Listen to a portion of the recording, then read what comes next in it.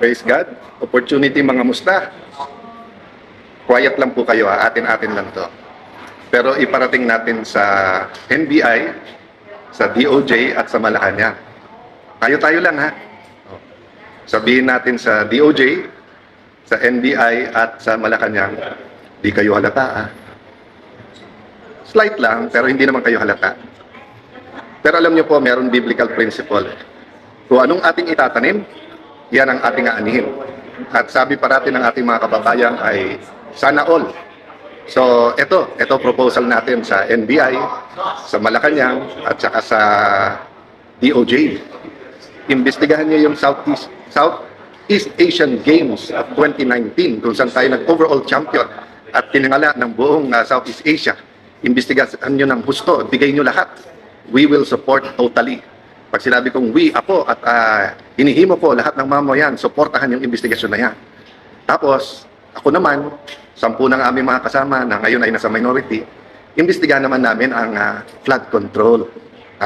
Deal? So, madali lang yan, Malacanang, kasi sumusunod naman sa inyo.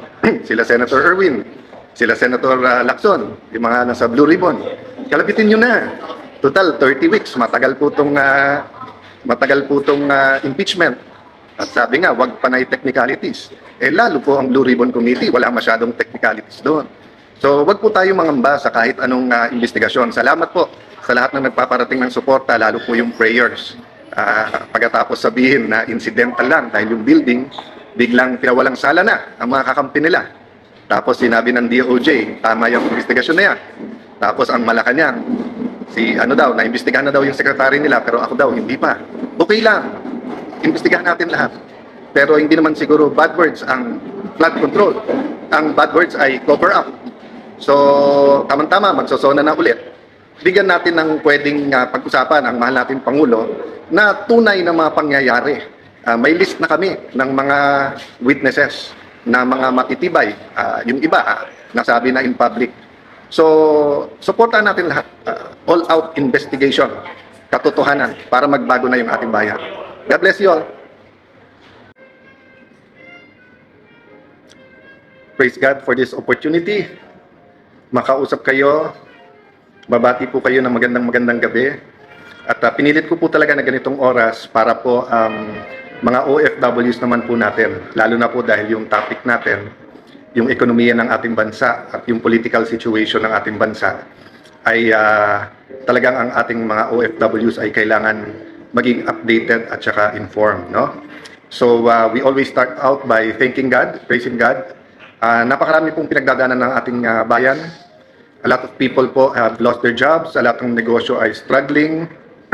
Gumagrabe po ang krimen, senseless po ang killings na nangyayari at lubusan po kaming nakikiramay dun po sa mga nagiging victims ng senseless crimes. I mean, it's hard enough po na yung mga namamatay sa sakit at saka sa gutom, kawalan ng trabaho, kawalan ng pag-asa, but when there are also senseless killing, and of course, lalo pa pag medyo young pa, they deserve a full life, di ba? So, sometimes the most difficult time to say thank you, Lord, is when it's the hardest of times, no? But as a nation, we thank God for the Philippines, we thank God for lahat ng Pilipinos. Marami talagang dapat managot na leaders natin, but we also still pray for our leaders, no? So tonight, I want to answer some issues and again, talk about our economy regarding yung sunod-sunod na announcement ng ayuda. Any help from the government, any ayuda is good, but we have to discuss saan nila kukunin ng pera, paano nila distribute, at ano yung programa, at ano yung purpose. So let me start muna with mistakes, no? Klarong-klarong mistake lang. 3 mistake lang. Sinabi po ni Senator Erwin Tulfo, wag daw ako masyadong hot dun sa flood control investigation. Ang sabi niya, relax lang daw ako. So mistake number 1, hindi po ako yung hot at hindi po ako yung hindi nagre-relax.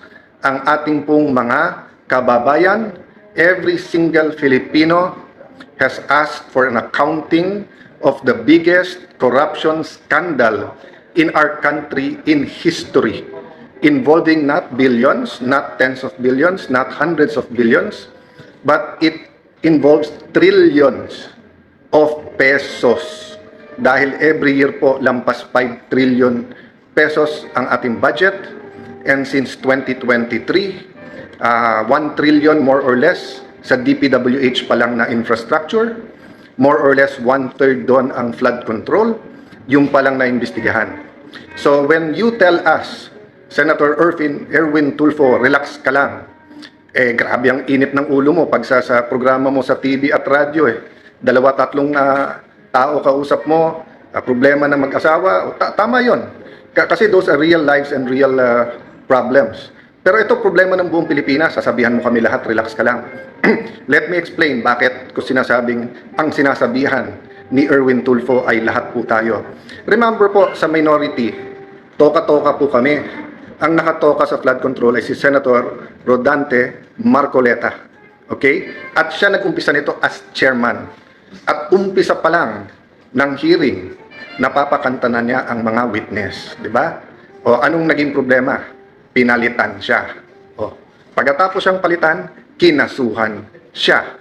Pagkatapos siyang kasuhan, di ba, nakapag-take over po ang grupo natin, inisa-isa po kami, sinugod po ng NBI ang Senado para hindi sana makaboto si Senator Bato. Afterwards po, May 13, full battle gear, sinurround na naman ang Senado, at pagkatapos inaresto si Senator Jinggoy, then inaresto naman po, bago arestuhin si Senator Marcoleta, ano po ginawa nila? Pinilit na hindi maka-hearing ang Blue Ribbon Committee kahit tumuloy. So my point is, I have to step in. Kinulong na nila yung tao Hindi man pwedeng sa minority, hindi man pwede sa Senado, si Senator Lacson at si Senator Erwin Tulfo na lang ang siyang mamahala sa flood control, tapos may pasahan sila ng bola sa DOJ at Ombudsman, at pipiliin lang nila yung witnesses, pipiliin lang nila kung sinong gusto nilang ipakulong at hindi. Samantalang, ang linaw-linaw, sabi ni Senator Lacson, walang mastermind. Sinabi naman ni Ombudsman, meron. O tapos ipagbibintangan nila yung Duterte administration. Ever since po, and in many countries, sa bidding at infrastructure may anomalya. But the magnitude at paano nila naging systematic, and then paano nagkaroon ng ganun kalaking ghost projects during this time, tapos paano nila binabago-bago na ganun karaming ghost, ganun hindi. Tapos yung factual lang ngayon na mag-accounting lang di ba? Wala pa. So mistake number 1 na parang palabasin ni Erwin Tulfo. Relax lang. Tapos okay, mistake number 2. Ang sabi po niya, araw-araw nag-impeachment. So paano mag-hearing? Monday to Wednesday lang tayo, pare. Nag-hearing. Paano daw gagamitin ng session hall? Maraming kwarto po ang Senado. And even sa session hall, walang gumagamit ng Thursday at Friday. So mistake number 2 po. Mistake number 3. Sasama ko na po dito si Director Melvin Matibag, yung Malacanang. Kasi wag niyo masyadong pansin si NBI Director. Sumusunod lang yan yung boss niya. Akala ni Senator Lacson, akala ni Senator Erwin Tulfo, akala ni Director Matibag, akala ni Ate Claire, tangang mga tao. They think we're all stupid, di ba? So, kung kailan kami mag-take over, biglang papangakuan yung ibang senador, hindi sila kakasuhan. Tapos, wag lang daw si Loren. Regarda, February yun. Pag take over ko May 11, biglang yuyunog-yuyug ang Senado, biglang may trouble, may fully armed, full battle gear na mga NBI. Hindi daw sila pumasok sa loob ng Senado, pero nandyan lahat ng ebidensya.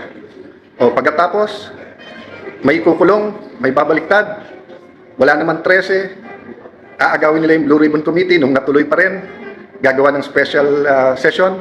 O sinabi po mismo yan nung ating presiding officer ngayon, si Senator Chis Escudero, na kaya nagpatawag ng special session para mapalitan ang Senate President. And then yung araw kung kailan sisimulan yung impeachment, aarestuhin si Senator Marcoleta. O tapos 2 weeks, ano ba ginagawa ko the last 2 weeks? Hindi ba trabaho ko?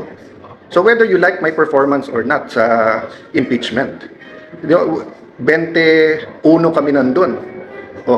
So lahat kami ay kailangan manindigan base sa aming konsensya. Hindi nila gusto.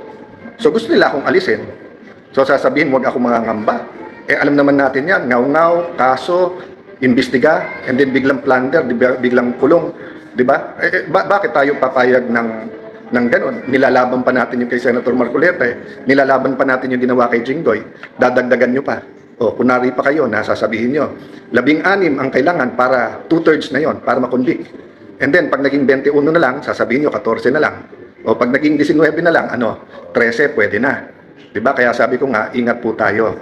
So, that's the third mistake, to think that we are stupid. Tapos sasabihin lang, incidental, hindi ako yung target, wag magagalit, and then parang on cue, yung ombudsman may sasabihin din.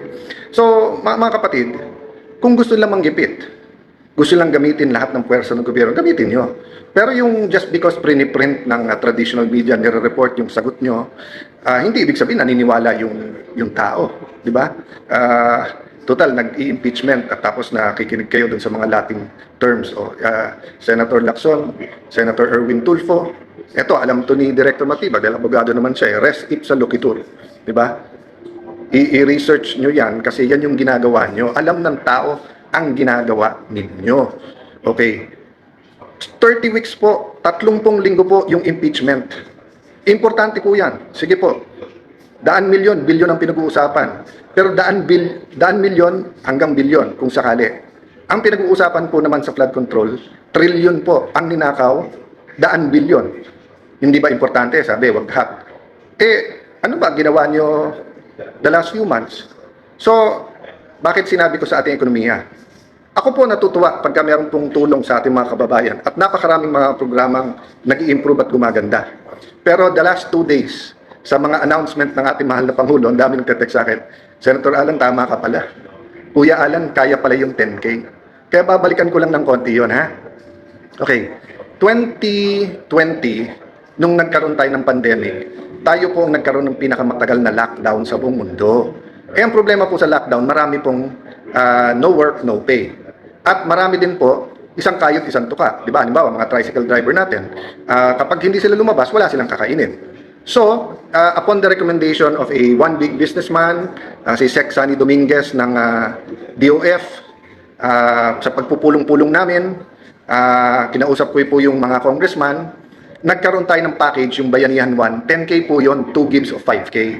So, noong 2021, going into 2022, sabi ko marami pang hindi nakaka-recover, so kaya ng ating budget magbigay. Pero pagkapanalo ni President Marcos, ayaw niya. Pero every single year po, tinatanong ko yon sa aming Chairman of Finance, 2 to 300, minsan 400 billion ang ayuda. So kaya pong bigyan ng 10K.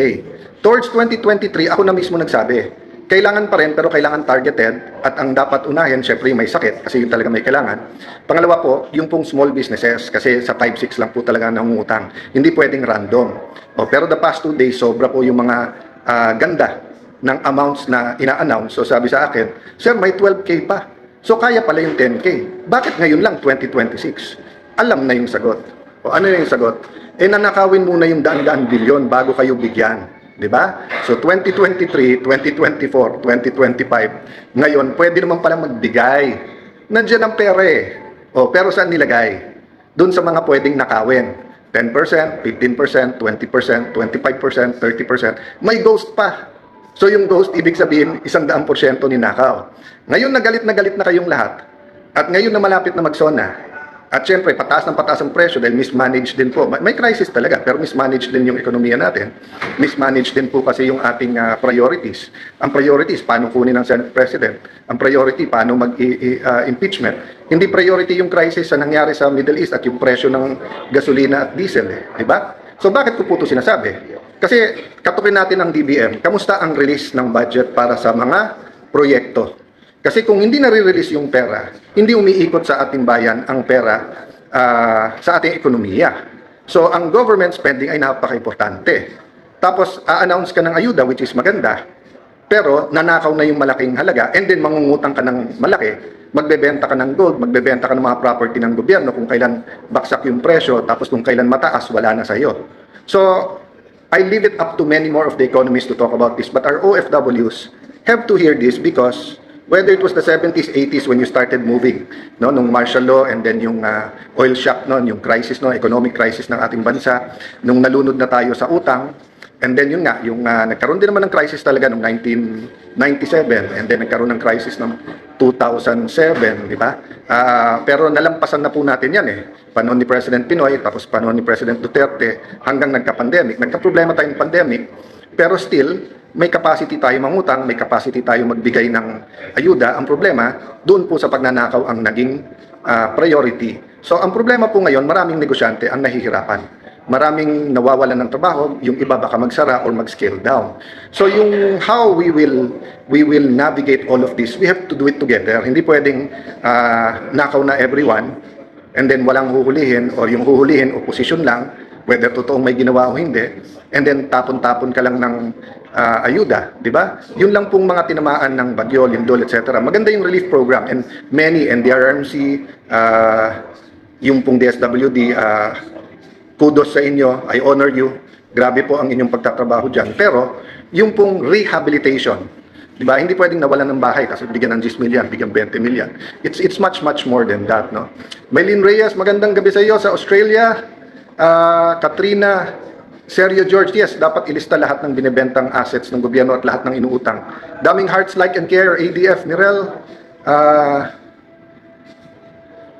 Jamaica, Monreal, Merly Anaviso from, sorry, Canada ba yun? Sorry, ang bilis nung flag, no? Kaya talagang ganitong oras po, kasi gusto ko batiin ng ating mga OFW. Siguro po, hanap ako ng oras tomorrow, no? Kasi nga, sobrang daming issue at kailangan pag-usapan to. Pero I just like to tell you, you can manage the economy well, you can regain the trust of the people, you can have the impeachment, you can have the flood control investigation, and you can have the reforms. We can find a way na gawin lahat to at magkaisa kung gusto.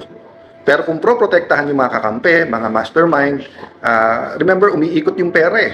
Di ba? Yung, sabihin nyo lang, every year 100 billion yung nanakaw. So, sabihin mo, binulsa yung 90. Yung 10 billion na umiikot, grabe po yan, ha? Thank you, Bong Javier. Yung strength ko po talagang sa Panginoon lang nanggagaling. I mean, desidido tayo laban. Pero syempre, minsan, sabay-sabay lahat ng news and everything na ganyan. Tapos, how will our country change if we don't point out anong mistake at paano tayo lalaban, di ba? Ay maganda buhay ko personally if hindi ako nag-take over nung May 11 at tahimik lang ako. Magkawawa naman ang ating bayan, kawawa naman ang ating mga kababayan, kawawa naman yung mga nawawalan ng trabaho. So guys, faith moves mountains, prayers bring us together. May solusyon parati yan, may reform yan. We're at a crossroads, so we have to help each other. Huwag po tayong mawawalan ng pag-asa. So mahal natin mga OFWs, tuloy nyo pong bigyan ng pag-asa ang inyong mga pamilya, ang ating mga kababayan. Maging active po tayo sa pagko-comment, sa pag-i-inform. No? Sabi sa akin ng isang kaninang nakausap ko, sir, ano bang magagawa na? Wala naman kami gagawa. Sabi ko, hindi, di ba? Sabi niya, nagpre-pray sila, o nagsusupport sila, nanunood sila. So, katulad ako, lahat ng sabihin ko dito, i-fact check, di ba? Sabi ni Erwin Tulfo, wala naman daw witness na pwedeng patawag. Siya muna ipatawag natin. Marami din siyang dapat ipaliwanag. Sige, dadagdag ako bukas yan. Total, gusto niya ulit magdebate. Sige, wala nang ibang witness, ha? O ikaw. Isa-isayin natin yung pwede mong i-witness at yung pwede ding imbestigahan sa'yo. Good night, everyone. God bless you. First and foremost, gratitude in our heart. So first and foremost, payagan niyo po ako magpasalamat sa Panginoon Diyos. Kahit anong pong struggle, kahit anong hirap, kahit anong disappointment sa atin mind, God is sovereign. He has a plan. He has a plan for you. For each one of you who is watching now, He has a plan for your community, for your family. He has a plan para sa ating bansa. Sabi sa Jeremiah 29:11, for I know the plans I have for you. Plans to prosper you and not to harm you. Plans to give you hope and a future. So parang magulang yan, may plano sa anak. Pero yung anak, kailangan nakikipag-usap sa tatay, ano tay ang plano mo? Ano ang seed na nilagay mo sa puso ko, sa isip ko? Ano bang future ko ang nakikita mo? So parang bata na sabi mo, yan ang magiging valedictorian. Yan ang magiging pinakamagaling na surgeon sa ating bansa. O yan makakadiscover ng gamot sa isang klaseng cancer or sa lahat ng klaseng cancer. O kaya yung sasabihin mo, yan ang abogado na magiging Chief Justice at magbibigay ng hustisya sa ating bansa. Pero kung magdadrug siya or masamang barkada at hindi mag-aaral, hindi mangyayari yung plano. So let me start out by a vision that was shared by a pastor. He's a US pastor but his heart is in the Philippines. With the Philippines, for Filipinos. Madalas siyang bumisita dito to my knowledge. At ang sinasabi niya, and madalas siyang kausapin mga Pilipino, sabi niya, the Philippines was meant to be a rich, influential, powerful country. Ulitin ko po ha, sa kanyang vision. Meaning hindi lang niya to opinion, pero yung nilagay ng Panginoon sa kanyang mind at heart. Mayaman, influential, powerful ang Pilipinas. Pero sabi niya, it's like a pot o yung isang paso na puno ng riches, parang liquid gold. Pero binutas ng mga stewards o ng mga leaders at sinipsip or kinuha yung treasure for themselves, no? He told me this February 25, 2025. So way before the mahiya namang kayo speech. At sinabi nga niya doon, magkaka-shaking, but don't worry, kahit na grabe yung shaking sa politika, it will bring a revival. It will bring young people who will start their hearts will be pointed towards the Lord. So may hope po, may hope.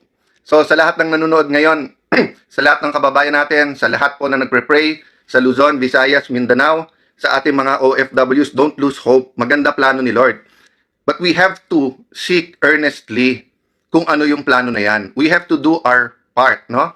Fe Infante, Paul Maquinto, Nuke Wena, Rice, ganda pangalan na, Rick Demart, Factoran, Godspeed din sa'yo. Juliet Machan from New Zealand. So guys, first message ko sa inyo today, maganda future ng ating bansa. We have to take hold of it. The Israelites, when they were freed from Egypt, 40 years sila sa desert. Bakit po? Sabi nung iba, mga religious leaders natin, Christian religious leaders, whether Catholic or Protestant, it was because of sin. Tama din po yon. Dahil sa sunod-sunod pa rin ng pagkakasala, hindi nakapasok sa Promised Land. Hari Pautin, Assalamualaikum, lahat ng ating mga kapatid na Muslim. Assalamualaikum sa inyo, Pastor Corpus. How are you? God bless you po. Mary Ann Vailoses, yan. Sorry po. Gusto ko rin, sabik din ako na kamustahin kayo lahat. Pastor Ador, Elena Balakenya, May Tai. Don't get tired fighting. Prayers po. I-recharge nyo po ako through prayers. God will recharge me na po. So, I was saying po, yung napalaya sa Egypt after napakatagal na slavery. But in the last few decades or the last few years, in-explain din po ng ating mga pare, pastor, mga ministers, no, na the Israelites were out of Egypt, but Egypt was still in them. Anong ibig sabihin nun? Just because napalaya na sila, hindi ibig sabihin na yung mind nila hindi pa rin slave mentality. Di ba? So, nung 1986, nagkaroon ng EDSA Revolution, sabi natin, never again. Sabi natin, hindi na tayo papayag na muli mabawi ang ating kalayaan. And then afterwards, between that, ngayon, 2026, naging issue nung 2022, ibabalik ba natin ang isang Marcos? Pero sabi, Team Unity, Marcos Duterte, galing tayo sa pandemic, nakatikim tayo ng mga 10 taon na economic growth from the time of President Pinoy and President Duterte, who I very much respect both of them. So, nung nag-anniversary nung 2026, 40 years, we have to ask ourselves, do we already have that mentality of conquerors? Or ang mentality pa ba natin ay slaves, di ba? So, saan slave? Siguro sa corruption at poverty, di ba? Kung makikita mo, ano ba sistema ng gobyerno ngayon? Una, kuyog, di ba? So, pagka ikaw ay naging oposisyon, vlogger ka man, mayor, congressman, senador, journalist, kung ano man, basta't mag-ingay ka, kukuyugin ka muna. Whether it's through trolls or whether it's through the NBI, whether it's through the departments that are relevant, medyo kukuyugin ka muna. Oo. Kung hindi ka makuha sa kuyog, kakasuhan ka na. Di ba? Oo. Pagka nakasuhan ka na at medyo busy ka na, na-realize mo may pamilya ka, may buhay ka, may... there are other things in life, di ba, that are important to you. Not only building your nation. If you stop there, panalo na sila. So, ang pangatlo nila ay ikukulong ka. Kukulong ka. Thank God, wala pa naman yung kill. May mga namamatay pero so far hindi pa naman natin sinasabing political assassinations yon, di ba? At least at the leaders level. It's a pity that at the street level may killings talaga. But okay. So, kuyog, kaso, kulong. So, dun na sa nagsasabing hindi sila nag-i-intimidate, don't, I mean, if you assume, kung sa isip nyo, you keep getting away with it and you think that the Filipino people are stupid, that's your opinion. But matalino po ang Pilipino kahit saan mo ilagay, kahit saan bansa, tinitingala. That's why nga sabay-sabay tayo nag-object doon sa depiction, 'di ba? Whether it's anime, cartoons, editorial cartoon, whether it's state media o kahit sino. And baliktad din, 'di ba po? One time may ganun sa isang TV series sa London, yung mali ang depiction sa ating mga nanis. Nagalit din tayo. So there's no room for hate, there's no room for yung i-compare tayo whether sa Matching, sa Unggoy, etc. Whether that's China or any other country in the world. And we also shouldn't do that. Thank you, Blas Jimenez, for saying be strong. God willing po. Yes, Bog Isidro, makakalaya ba si Sen Marcoleta? I have faith po. I have faith po na yung mga kinukulong nila na political prisoners, no? I consider Senator Jinggoy, Senator Marcoleta, former Congressman Mike Defensor, they are political prisoners. Kinulong sila dahil hindi sa kaso, kung hindi sa konsensya nila. Weaponize ang DOJ, ang Office of the Ombudsman, not for justice, pero dun sa political ends. We can talk more about that after the SONA, no? Para mas maganda yung discussion. But ang point ko po, tignan nyo po yung KKK, di ba? Kuyog, kaso, kulong. Ano naman yung KKK natin? Unang-una po, katotohanan. We have to fight for the truth. Whether it's in the impeachment, whether it's in the flood control, whether yung mga kinakasuhan, whether it's our dealings, no, in the South China Sea or all over, overall relationship with China, whether it's our relationship with the US, the basis should be truth, katotohanan. Pangalawa po, konstitusyon. Wala pong society ang unlad na walang rules. At dapat po fair at may justice po yung rules na yan. Ang ating pong rules ay yung konstitusyon. Pero ang rule po ngayon ay bend the law. Bend the law. Pati hindi na po bend the law, bend the constitution. Kung ano na lang ang gusto nilang interpretasyon sa batas. At dahil parang ano ngayon, frat war sa college, wala nang tama't mali. Ang question na lang, sino magkakampit, hindi. Yan. Nagkakaproblema yung buong bansa. When we bend the law, especially when we bend the constitutions, we weaken our institutions. So ano po yung pangatlong K? Corruption. Corruption. When you bend the law, it promotes corruption. So sabi po, unang sinabi ni ng new majority, huwag kayong mag-alala, hindi na si Senator Lacson ang magiging blue ribbon. So parang nilang inamin na talagang ano siya, what do you call this, bias doon at ayaw na sa kanya at saka medyo aminin man nilang hindi, kung ano na script ng Malacanang, yun ang sinusunod ni Senator Lacson at ni Senator Soto noon. Ang problema, ang nilagay, bata din ni Senator, wag ko daw gamitin yung tuta. So, bata din ni Senator Lacson ang nilagay nila dun sa Blue Ribbon Committee. O, nung lumabas, na sinabi nung 18 Marines na mukhang may maleta din, mag-i-inhibit naman daw siya at gagawa naman daw siya ng subcommittee. Okay. Nung nag-settle down na, nakuha na nila yung majority, sa kanila na po yung Senate presidency at majority, biglang ang statement po ni Senator Erwin Elegant Tulfo, elegante magsalita, di ba? So sabi niya, bakit ba paikot-ikot na lang tayo dyan? Dyan na lang ba iikot ang buhay natin? So makikita nyo po, dina-downplay na. So suddenly, it's not the biggest scam in terms of both yung pera, magnitude, at kung sino mga kasali dito. Di ba? Suddenly, hindi na kasi bakit naman dyan iikot ang mundo natin? Ibig sabihin, move on, pabayaan nyo na. Okay. So, nung nag-start na at medyo happy na sila na impeachment mode na tayo, mukhang hindi natutuwa sa pagtatanong ko, pagtatanong ni Senator Amy, lalo sa pagtatanong ni Senator Pia, at saka yung strict adherence namin sa law. Note ha, paulit-ulit. Sabi ni Senator Tito Soto, no, paraphrase, but basically sinasabi niya, anong rules? Ayaw nung Pinoy na technicality. Gustong gawin entertainment yung impeachment rather than trial. Gulat na gulat ako, pinangalawahan to. 'Di ba nung last session namin, last trial date, sabi parang basically inulit in a lawyerly way ni Senator Pangilinan. Lawyer siya eh. 'Di ba? Alam naman niya that there is procedural due process. So sabi nga po sa akin ng isang pulis, sir, pinarating sa akin, sir, buhay namin, araw-araw tinataya namin. Nandun sa kalye, huhulihin namin. Ilan beses kami pababalik-balikin sa korte? Ilan buwan yon umaabot ng taon? Tapos biglang makakawala, tatawanan kami on a technicality. Tapos manunod kami ng impeachment, sasabihin, impeachment to, wag tayong technical, Vice President. So ano pa kaya yung ordinary pickpocket? Ano pa kaya yung ordinary na mga salisigang, mga nambubudol? Paano pa yung mga nambabastos sa ating mga kababayan sa kalye? Technicality, hindi importante. Bakit sa korte importante ang technicality. Guys, gusto din namin matapos ng impeachment, but it is a trial. It is a court. So we have to act that way. Kaya gulat na gulat ako that a lawyer will speak that way. Having said that, balik tayo kay Erwin Tulfo. So sabi niya, ngayon, relax lang, relax. O, kayo po sumagot. Relax daw, dadating tayo dyan. So ibig sabihin, hintayin natin timing nila sa flood control. At marami na naman daw nakakasuhan.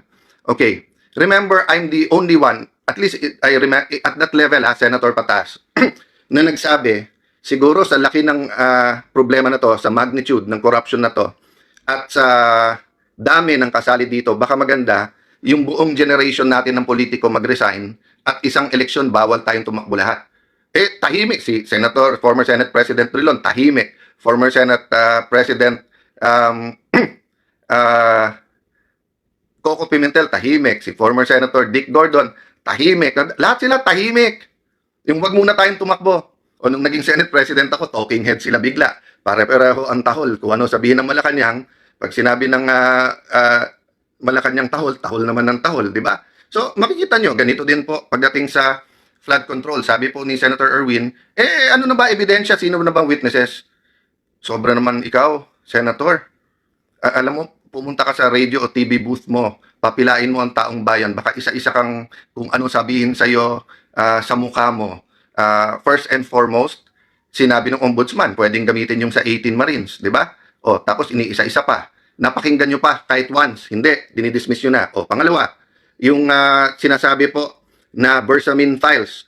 O, hindi naman nag-testify na eh. Pati yung key witness na ginagamit ng gobyerno ngayon.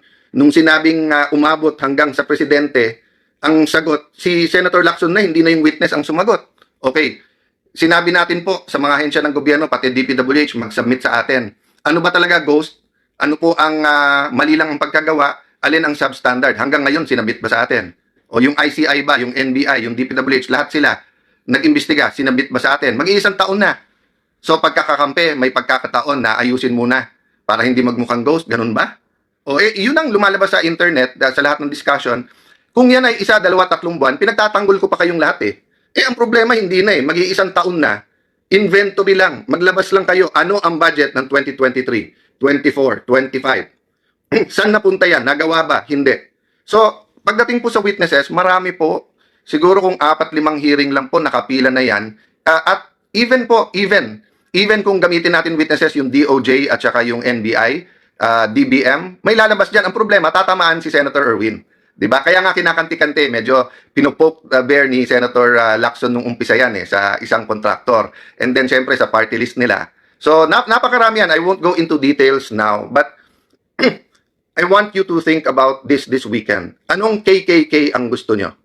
Kuyog, kaso kulong, or katotohanan, konstitusyon, at paglaban sa corruption? We have 2 choices. Pray, be active, discuss, kumilos po tayo.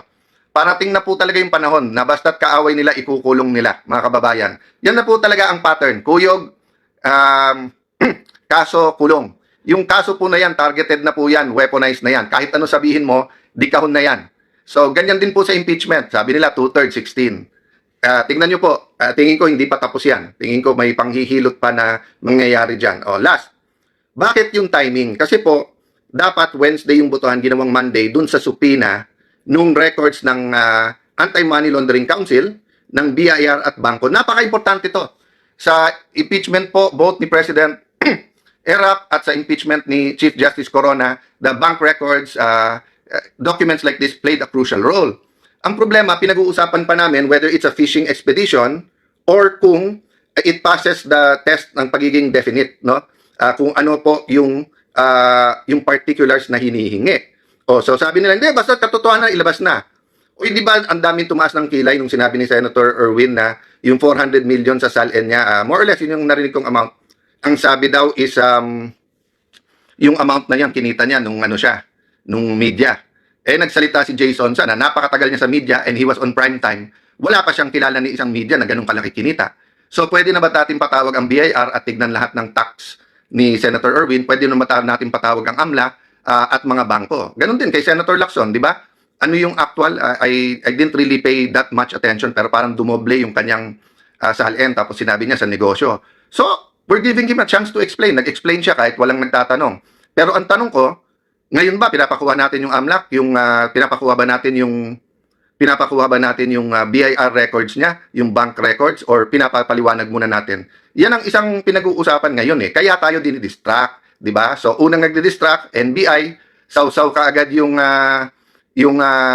DOJ, etong ombudsman, pinipilit kong respeto pero sausaw na din na naman. Oh, and then afterwards, ang Malacanang, kung ano nang sinasabi, hindi kasali dyan yung kakampi nila, kasali yung kakampi.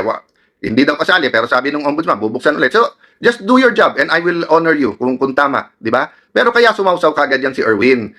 Inutusan din ni Senator Lacson. Bantayan nyo sa impeachment. Yung pag nagtitingin na, ikaw naman, salita ka, di ba? So, happy weekend, just like me. Itanong natin, who let the dogs out? Yung attack dogs, nandyan eh. So, once na nandyan na yung attack dogs, let's not be distracted. Ako, mag-aaral ako. Napakaraming dokumentong dala ko. I started, I think, 1 o'clock, 1:30 in the morning kanina. I'll be doing that today, tomorrow. Pag lumabas yung attack dogs, you're on the right trail. So, ang tanong, who let the dogs out? But mga kababayan, mga mahal kong kapatid, kapwa Pilipino, KKK, mamili po tayo. Kuyog, kaso, kulong, or ipaglaban natin, ilabas ang katotohanan, itanyag po natin, ipaglaban natin yung spirit and letter ng Constitution, at tanggalin na natin ang korupsyon. Yun na lang po choice natin. So, maganda plano ni Lord. Sana yun ang piliin natin. Have a good weekend, everyone. God bless you. Paggising sa umaga, tanghali at gabi, nakikita ko ang post niya, ang hapdi. Paano nga ba to? Di ako makatanggi. Watch ko na lang at isipin ng mabuti. Bisdak Pilipinas. Bisdak, tinig ng katotohanan. Sa bawat vlog may laban sa kasinungalingan. Mulat ang mata, gising ang masa. Bisdak Pilipinas, para sa bayan, gumigising sa diwa. Sa likod ng kamera, tapang ang dala, walang sinasanto kung mali ang gawa. Hinay-hinay, pero palaban.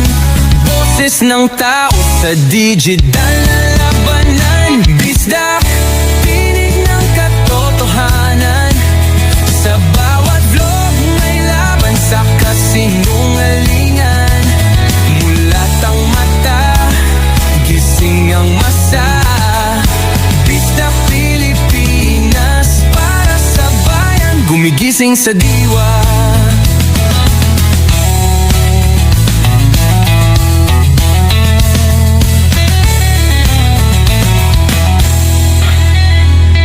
Hindi artista, hindi politiko, pero ang katotohanan, sigaw niya ay buo.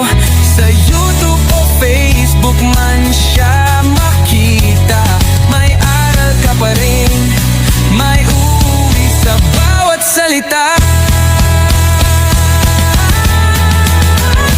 Bisdak, gising sa katotohanan. Di lang kwento, kundi panawagan. Sa bawat Pilipinong naghahanap ng liwanag. Bisdak Pilipinas, kasama sa pagbangon ng bayan. Bisdak Pilipinas, boses ng masa. Gising ang diwa. Sa vlog mo, may pag-asa.